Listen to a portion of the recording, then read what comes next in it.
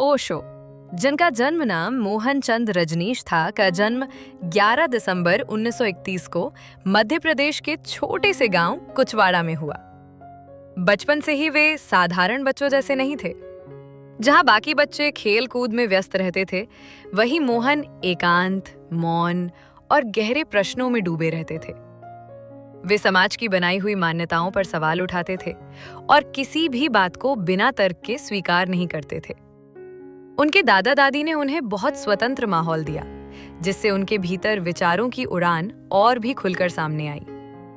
बचपन में ही उन्होंने मृत्यु, ईश्वर और जीवन के अर्थ जैसे गूढ़ विषयों पर चिंतन शुरू कर दिया था, जो आगे चलकर उनके पूरे दर्शन की नींव बना। किशोरावस्था में ओशो का मन और भी अधिक विद्रोही हो गया।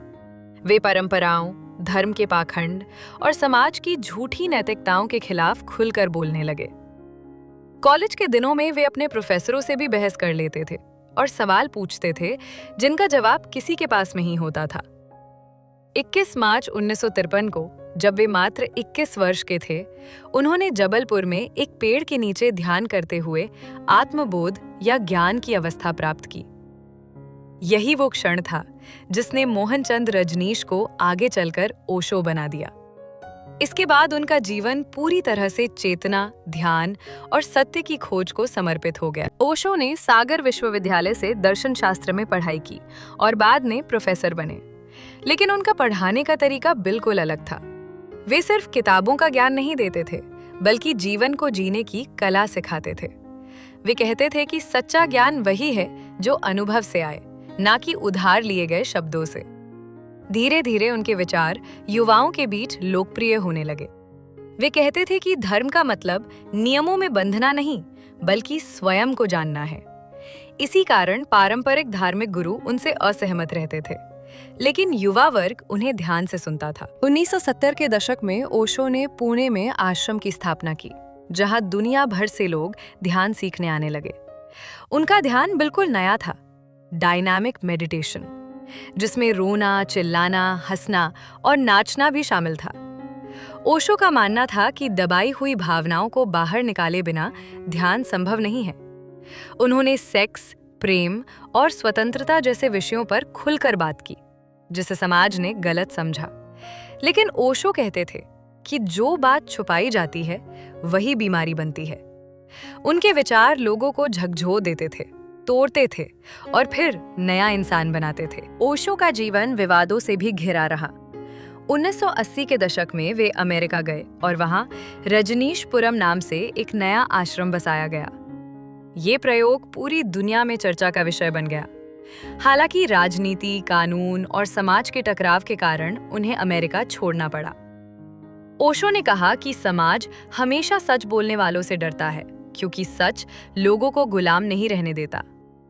21 जनवरी 1990 को ओशो ने इस संसार को अलविदा कहा, लेकिन वे आज भी अपने शब्दों, प्रवचनों और मौन के माध्यम से जीवित हैं। ओशो केवल एक गुरु नहीं थे, वे एक चेतावनी थे कि जागो, सवाल करो और खुद को जानो। उन्होंने कहा था, मैं तुम्हें अनुयायी नहीं बनाना चाहता, मैं तुम्हें स्वतंत्र इंसान बनाना चाहता हूँ। आज भी जब कोई व्यक्ति ध्यान, प्रेम और जागरूकता की बात करता है, तो ओशो का नाम अपने आप सामने आ जाता है। वे चले गए, लेकिन उनका विद्रोह, उनका प्रेम और उनका मौन आज भी करोड़ों लोगों की चेतना को जगाता है। ओशो के विचारों का सबसे अनोखा पक्ष ये था कि वे किसी भी विचारधारा को अंतिम सत्य नहीं मानते थे। वे कहते थे कि सत्य कोई तैयार जवाब नहीं है, बल्कि एक जीवित अनुभव है, जिसे हर व्यक्ति को स्वयं खोजना होता है। वे बुद्ध, महावीर, कबीर, नानक, जीसस और सूफी संतों की बातें करते थे, लेकिन किसी को भी अंतिम गुरु नहीं मानते थे। उनके अनुसार हर गुरु सिर्फ एक संकेत है, रास्ता नहीं। यही कारण था कि वे कहते थे, अगर तुम मुझे भी मानने लगो तो तुमने मुझे समझा नहीं। ये वाक्य उनके पूरे दर्शन का सार था, जो व्यक्ति को आत्मनिर्भर और जागरूक बनाता है। ओशो ने प्रेम को भी बिल्कुल नई परिभाषा दी। उनके अनुसार प्रेम कोई बंधन नहीं, बल्कि स्वतंत्रता का उत्सव है। वे विवाह और रिश्तों पर खुलकर बोले और कहा कि जब प्रेम में डर, अधिकार और अपेक्षाएं आ जाती हैं, तब वो प्रेम नहीं रहता। इसी कारण बहुत से लोग उन्हें प्रेम का विद्रोही दार्शनिक कहते हैं। ओशो का मानना था कि प्रेम और ध्यान एक ही ऊर्जा के दो रूप हैं।